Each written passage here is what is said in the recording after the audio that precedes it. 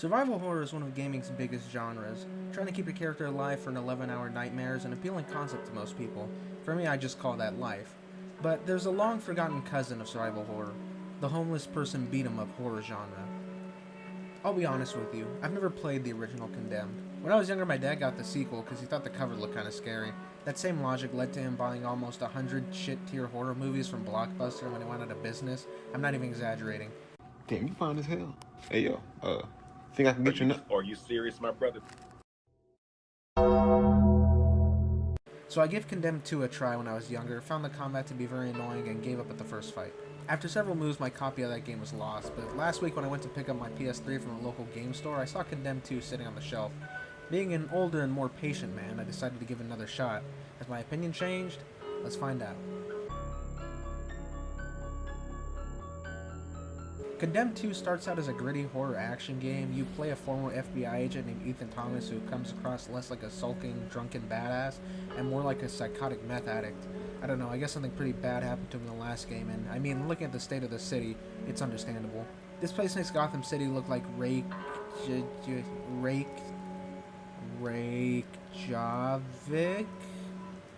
I just googled safest city on Earth, and this is what I got, so I'm not gonna try to pronounce that. We are looking at how to pronounce the name of the capital city of Iceland. How do you say it? Reykjavik. Reykjavik. Condemned takes place in Metro City. I can't tell if it's set before or after the events of Megamind. Hey, Metro City. Hey. You know, I just want to bring it down a bit. But it's a city that's been overrun by a population of drug-addicted looting maniacs. Every building is on fire, there's constant riots and looting, every person you bump into is willing to kill you with medieval weaponry. If it was any worse, you'd be forgiven if you mistook it for Portland, Oregon. The game starts when Ethan's former boss brings him out of retirement so he can solve a new case because something about an audio tape that said his name, or I don't know. Ethan picks up his brass knuckles and gets ready to brutally beat hundreds of people into the protection of the law. Condemned 2 released on March 11, 2008, making it 15 years old, which is insane to think about. It's a first-person brawler with combos and special moves. The core controls are pretty simple. Left trigger's the left punch, right trigger's the right. Both buttons block, time it right to parry. It's a pretty easy to grasp system, and it works pretty well. You can string together combinations of parries and punches to get combos for more damage. It's a pretty tried and true formula. The most unique element of Condemned is its weapon system. The game does a really good job of making you feel like a feral maniac scrambling for survival. Every environment is littered with weapons, usually elements of the area. If you're unarmed and see some enemies coming up to you, all you have to do is press one button and Ethan will rip pipes out of walls, legs off of chairs, and even poles out of foosball tables so you can beat misguided hobos to death. It all works pretty well, except for the combo system.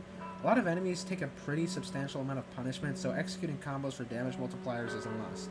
The issue is that all combos are built on a 3-move system, and pretty much every enemy can manage to react with a swing before you can get a last hit in. And if you do manage to parry that hit, it resets your combo, so you're only left with one option, which is to backstep to avoid the hit, then try and rush in and land your third blow before the timer runs out. It's a 50-50 system, and it makes some deaths feel a little bit cheap, but disregarding that, the combat is pretty fun. Fighting off a group of enemies with a 2x4 until it shatters, then grabbing a brick off the ground and beating down someone is pretty gratifying. There's a finisher mechanic where some enemies will crawl to their knees after getting knocked out, allowing you to drag them to a marked environment and get a glory kill. Most of the kills are simple, slamming the guy's head into the environment, but there are a few unique ones you can find throughout the levels. You don't have to spend the entire game exchanging fisticuffs with crazed vagrants. While they're pretty rare in most instances, firearms can be found. The game is the standard mix of shotguns, pistols, machine guns, and rifles. My personal favorite was the riot shotgun for its ammo count and damage output. Ammo in Condemned is limited to whatever you can fit in your gun. There's no second magazines, you just have to let that thing breathe and then use it as a bludgeon when the ammo finally runs out. Trying to aim your guns just results in a massive sway that can only be countered by drinking alcohol to cool your nerves or using this unlock you gain later in the game. The Condemned HUD is usually hidden, so if you want to check your ammo, you have to press triangle. An animation will play of Ethan actually removing the magazine to check, and a count will display on screen. I like the mechanic a lot. It really adds to the feeling of desperation in game design because you just actually have to physically stop to, count your bullets, or you can count them in your head if you're insane, I guess. I was afraid to be wandering through grimy yellow tunnels and hallways like a fucking Saw movie throughout the entire game, but you actually get a good variety of locations, including a snowy cabin, a modern museum, and a government building. There's a crime-solving element to the game that I actually really liked, but I feel like it didn't pop up enough. When you encounter a crime scene, you're given a question, and you have to look around at the evidence to try and piece together what happened. Like, you'll encounter a dead body, you find the gunshot wound, determine if it's an exit or entry points, follow the blood trail, and you input your assumptions based on blood splatter and wound locations, stuff like that. It's pretty cool. Arkham Origins had a similar mechanic, but the key difference here is that you can actually get things wrong, and if you do, you'll miss out on important information that will make the game way easier. There's some moments where a character will ask Ethan a question. You'll have 3 options to pick from. Selecting the correct answer will give you more information. Most questions have 2 answers that could both be correct, and 1 answer that's so far off it's kind of comical. There's a point where instead of answering a question, you can select one answer that just has Ethan ask if humans even existed 2,000 years ago. Personally, I think the blundering dumbass playthrough as Ethan would be pretty funny. This game also has the funniest QuickTime events ever. Throughout the game, when someone says something to you, there's a QuickTime event to make Ethan respond. They're honestly kind of frequent. He usually just yells out some insane profanity or flips off whoever he's talking to. It's actually extremely hilarious.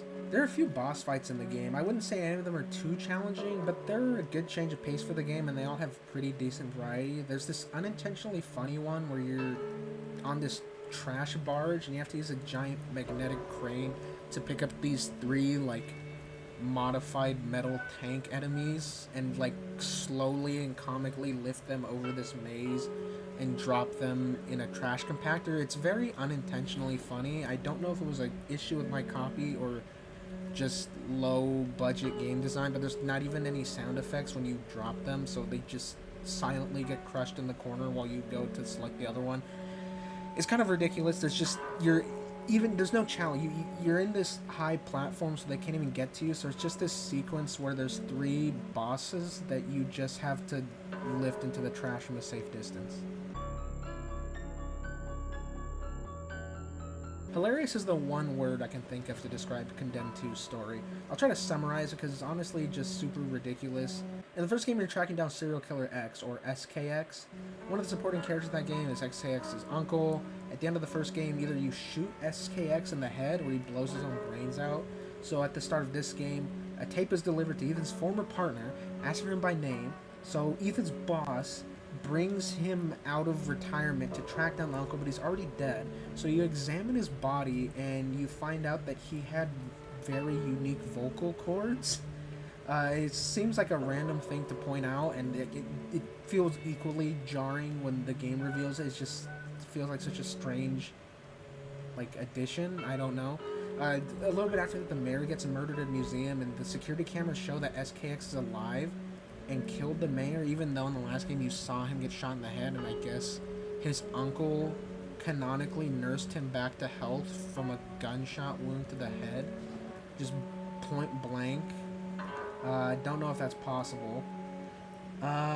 You end up finding a body with deer shit on the boots, and the deer shit only comes from a certain type of deer that lives in this part of Minnesota or some other snowy US state. I don't know why. I know the first game leads you to a location in the exact same way. So you go there, and there's a bunch of government agents from the company you worked for that's called the SCU, the Serial Crimes Unit, and they're a branch of the FBI. And they're being really shady, and they all try to kill you the second they see you. A bear attacks you. I don't know why. I never figured out why there's a mutant bear that's murdering you and the corrupt agents. But the camera belongs to SKX's uncle, and you find his computer where he left a video telling you that he's a member of a powerful cult called the Oro, and your parents were very important members of this cult, and they died protecting your identity. And from what I understand of the first game, it's just a normal track down a serial killer game. It's just you're beating up the homeless and tracking down a serial killer. There's no... the cult's at the end, but there's no, you're the son of cult members who are super important and they run the whole world. After that, you go to find a magician who's literally named the Magic Man, which is also unintentionally hilarious. You kill him, and then you get more answers about the cult. They're made up of people who were born with the ability to scream really loud and make people's heads explode. Ethan, of course, has that ability. So the gritty, edgy horror game ends up revealing that you're the Dragonborn. See what I mean with this thing just being fucking silly? One of the characters theorizes that war and violence were like invented by the cult so they could gain more power or something. And I just need to repeat. The cult invented murder and war. This started as a game about beating up the homeless on the government's dime. I don't understand what happened. I've heard the first game also goes off the rails towards the end, so I guess it's just on brand. Throughout the game, you have like hallucinations of this evil version of Ethan that comes up and talks to you. He's like, "Oh, you're a real piece of shit, Ethan. Just be a real piece of shit, man. Just you want to. You're an alcoholic, and I guess it's your inner demon of alcoholism." And like at the end of the game, there's a boss fight with your alcohol demon, and the objective on screen literally says defeat the alcohol demon, which is something every man has to do after throwing back a few beers at a party and his keys start calling out to him. There you go, I made a relevant meme reference. Then you go to this trash island where the cult lives. You kill the bad guy. You find out that he made the cult made everyone in the city crazy by putting sonic emitters everywhere. Bada bing, bada boom. The game fucking ends. I may have brushed over a couple things like SKX being alive, but you can ignore his existence and not miss anything at all because he was only brought back as sequel bait for a third game that will never get made because this game didn't sell any copies. I like that for some reason Ethan and SKX underwent insane physical changes between this game and the last. In the first Condemned, their characters are very modest. They just look like normal people. Like, they look like they belong in like a David Fincher movie, but in Condemned 2, they look like psychotic meth addicts. I don't know, it feels kind of symbolic of the games.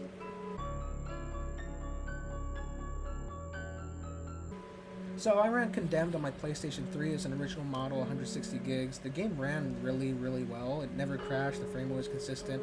I didn't encounter any game-breaking bugs, but I did get soft-locked at one point by a bad autosave. Fortunately, it happened at the start of a level, so I didn't lose much progress by resetting, but... No, it probably won't be a problem for you. It's literally only happened once. The game took me a little over 9 hours to beat on the medium difficulty setting. I honestly think it was challenging enough on that setting, so if you want a challenge without needing to bash your head against a wall, this should be good enough for you.